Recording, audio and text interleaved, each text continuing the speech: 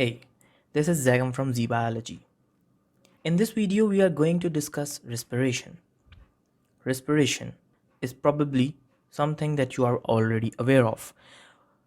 But respiration normally can be perceived as either by breathing or cellular respiration. There are two different types of respiration. So, what is breathing? Breathing, in general, is a process of taking in air and giving it out. We as humans inhale air. Inhalation means taking in air to use obviously oxygen, and we give out air to get rid of the excess carbon dioxide. The process is called as exhalation. So, breathing differs from cellular respiration. Cellular respiration is a process in which the same is done by a single cell. Now, that cell does not only takes in oxygen and gives out carbon dioxide. Cellular respiration is rather characterized by the process of breaking organic molecules to yield energy. Now, depending on the availability of oxygen, the cellular respiration can be divided into two types: aerobic and anaerobic respiration. Let's get into the details of this process. Now, the first step in cellular respiration will always be glycolysis. Either aerobic or anaerobic respiration, doesn't matter whether oxygen is present or not, the first step will always be glycolysis. Glycolysis is breakdown of one glucose molecule into two pyruvates. One glucose molecule normally has 6 carbon atoms and the pyruvate has 3 carbon atoms. So one glucose molecule will always break down into two pyruvate. Now this process here yields energy. The energy is yielded in the form of ATP and NADH. Now this is not only a single step process.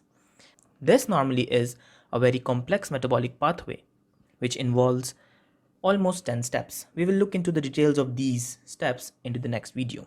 Now, depending on the availability of oxygen, the products of glycolysis, that is the pyruvate, which can also be called as pyruvic acid, can either go into aerobic respiration or anaerobic respiration.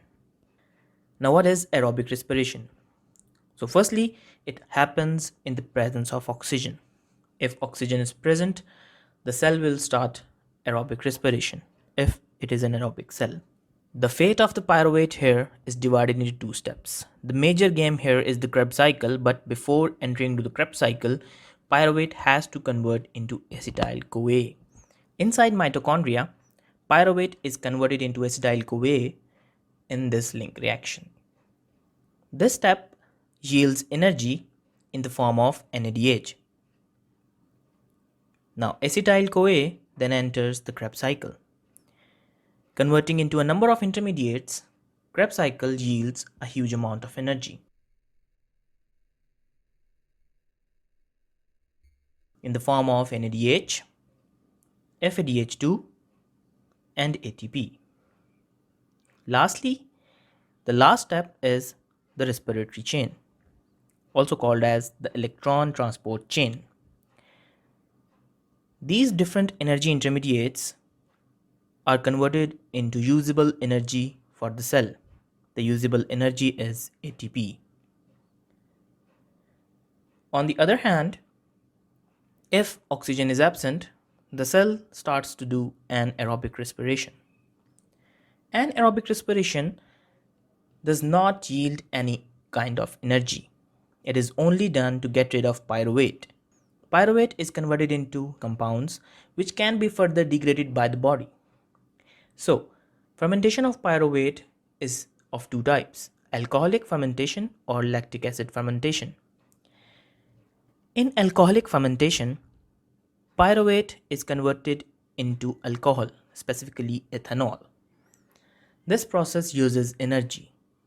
Same can be said in the case of lactic acid fermentation.